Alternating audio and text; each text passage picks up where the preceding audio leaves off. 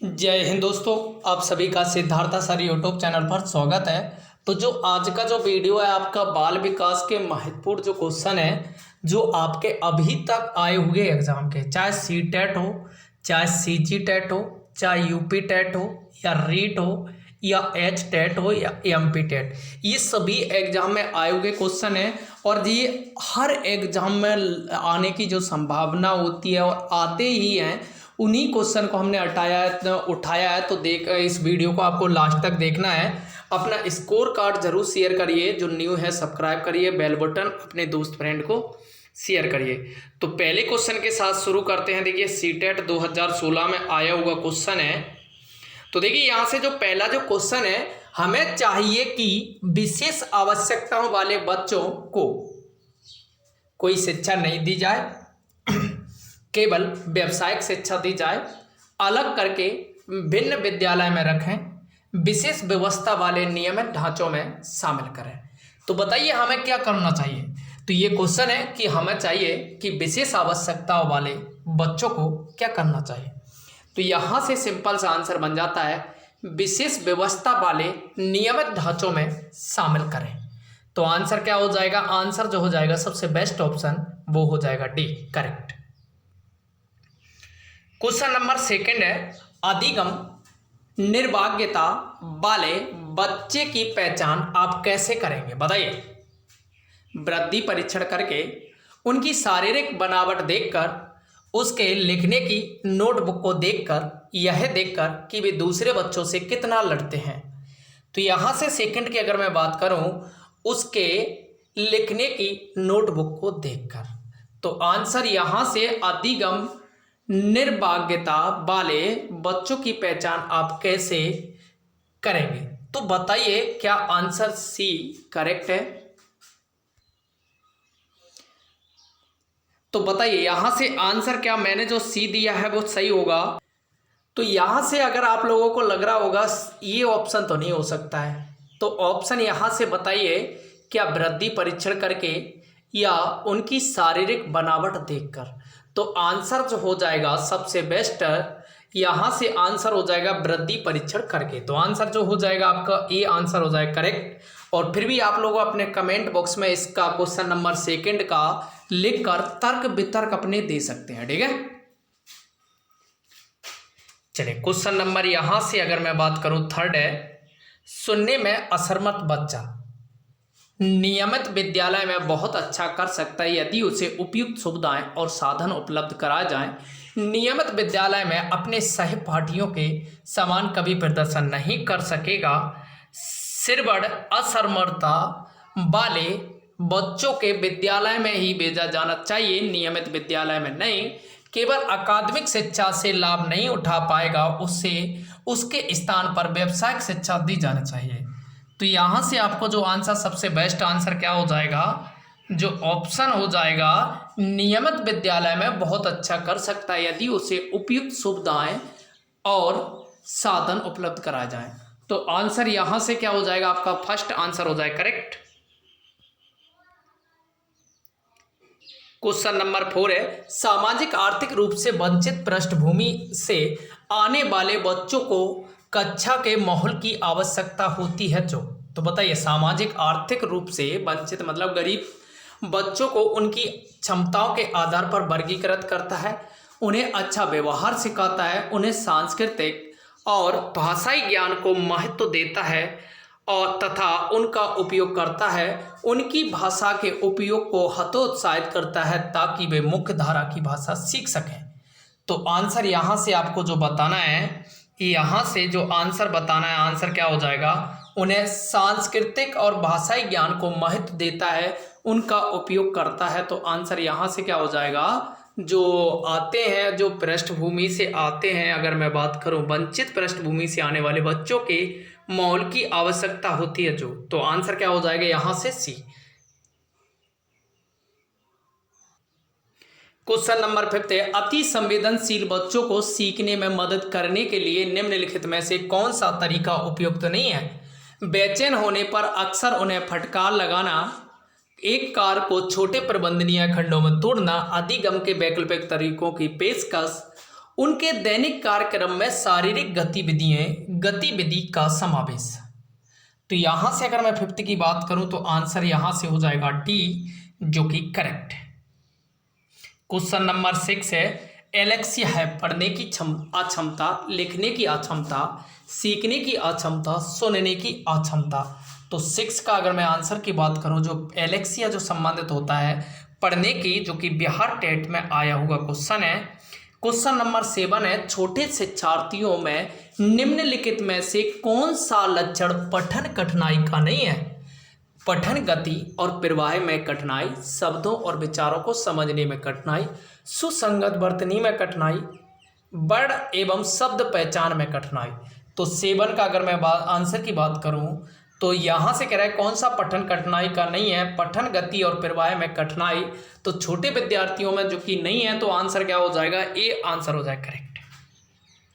Question number 8 है, बालक में अपराधी प्रवृत्ति के विकसित होने का मुख्य कारण है परिवार का वातावरण, अनुशासनहीनता, आर्थिक अभाव, दोषपूर्ण पाठ्यक्रम। तो यहां से अगर मैं बात करूं 8 का आंसर हो जाएगा परिवार का वातावरण। तो बालक में अपराधी प्रवृत्ति के विकसित होने का जो मुख्य कारण है ए, जो कि जैसा परिवार का थोड़ा बहुत माहौल।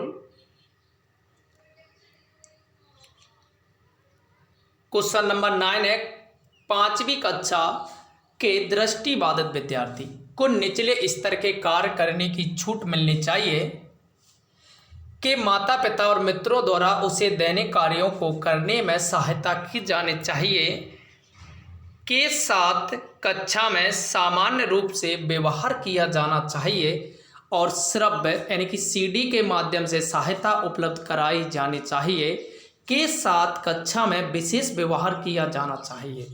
तो जो 9 का अगर मैं आंसर की बात करूं, के साथ कक्षा में सामान्य रूप से व्यवहार किया जाना चाहिए, श्रव्य यानी कि सीडी के माध्यम से सहायता उपलब्ध करानी चाहिए। तो सी आंसर हो जाए करेक्ट।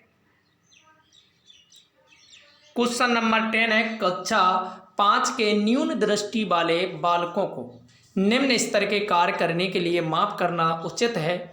उसके दैनिक कार्य में उसके माता पिता तथा मित्रों को सहायता करनी चाहिए, कक्षा में सामान्य रूप से बर्ताव करना चाहिए एवं ऑडियो सीडी के जरिए सहायता प्रदान करनी चाहिए। अगला ऑप्शन है, कक्षा में विशेष बर्ताव करना चाहिए। तो आंसर जो 10 का अगर मैं बात करूं, आंसर जो हो जाएगा सी आंसर, जो कि करेक्ट। तो देखिए ये 10 क्वेश्चन हो गया। वीडियो अच्छा लग रहा है लाइक करिए, सब्सक्राइब, अपने दोस्त फ्रेंड को शेयर भी करिए।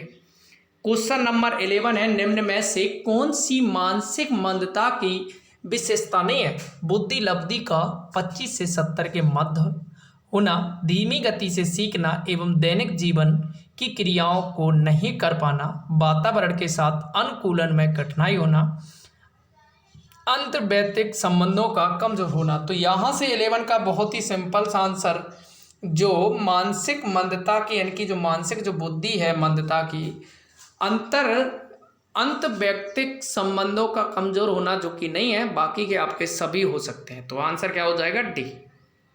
क्वेश्चन नंबर है आपका 12, निःशक्त बालकों की शिक्षा के लिए प्रावधान किया जा सकता है समावेशी शिक्षा द्वारा, मुख्य धारा में डालकर, समाकलन द्वारा, इनमें से कोई नहीं। अगर मैं बात करूं आंसर की, तो यहां से आंसर हो जाएगा समावेशित शिक्षा के द्वारा। तो निःशक्त बालकों के यानी कि समान अधिकार।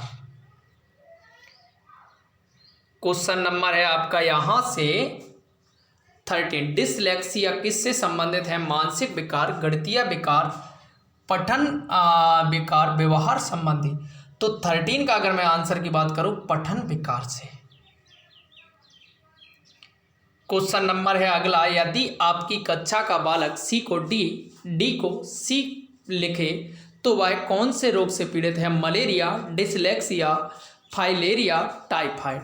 तो 14 का अगर मैं आंसर की बात करूं, आंसर क्या हो जाएगा? डिसलेक्सिया। सीजी टेट में आया हुआ क्वेश्चन है।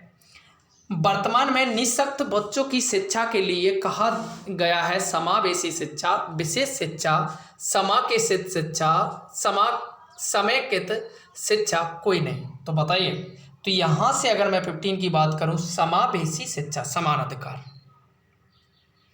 क्वेश्चन नंबर 16 है, अपराधी बालक कौन होते हैं? जो असामाजिक कार्य करते हैं, जो शिक्षा के लिए सरदर्द होते हैं, जो कक्षा में अव्वल आते हैं, जो समाज में रहना पसंद नहीं करते हैं।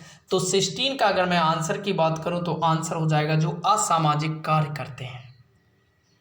क्वेश्चन नंबर है, शारीरिक रूप से अक्षम बच्चों को सामान्यता होता है डिसकैल्कुलिया, डिसलेक्सिया या डिस्ग्राफिया, डिस्थीमिया। तो शारीरिक रूप से जो कमजोर होते हैं उनकी बात करी जा रही तो इनको बोलते हैं डिस्ग्राफिया।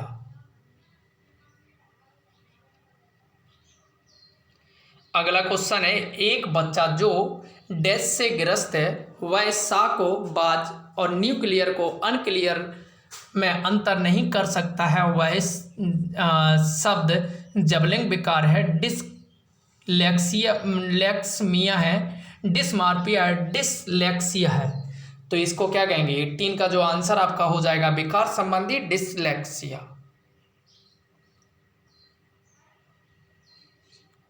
19 है, एक शिक्षिका की कक्षा में कुछ शारीरिक विकलांगता वाले बच्चे हैं, निम्नलिखित में से उनके लिए क्या कहना सबसे उचित होगा? पोलियो ग्रस्त बच्चे अब एक गाना प्रस्तुत करेंगे। पहिया कुर्सी वाले बच्चे हॉल में जाने के लिए अपने समवयस्क साथी बच्चे से मदद ले सकते हैं। शारीरिक रूप से असुविधाग्रस्त बच्चे कक्षा में ही कोई वैकल्पिक गतिविधि कर सकते हैं। मोहन खेल के मैदान में जाने के लिए अपनी बैसाखियों का प्रयोग क्यों नहीं कर सकता है? तो जो 18 का जो क्वेश्चन था आपका 19, एक शिक्षिका कक्षा में कुछ शारीरिक विकलांग बच्चे हैं, निम्नलिखित में से उनके लिए क्या सबसे कहना उचित होगा? तो यहां से अगर मैं बात करूं, शारीरिक रूप से असुविधाग्रस्त बच्चे कक्षा में ही कोई वैकल्पिक गतिविधि कर सकते हैं। तो आंसर क्या हो जाएगा? सी आंसर हो जाएगा करेक्ट। क्वेश्चन नंबर है 20, गतिक कौशलों में अधिगम निर्योग्यता डैश डैश कहलाती, डिस्फेजिया, डिस्प्रेक्सिया, डिसकैल्कुलिया, डिसलेक्सिया। तो यहाँ से अगर मैं बात करूँ 20 का डिस्प्रेक्सिया, तो गतिक अगर मैं कह रहा हूँ गति जो खेलने कूदने के संबंधित कह सकते हैं डिस्प्रेक्सिया। तो आंसर क्या हो जाएगा यहाँ से? तो फ्रेंड्स वीडियो अच्छा लगे लाइक करिए, सब्सक्राइब अपने दोस्त फ्रेंड को शेयर भी करिए। Thank you friends.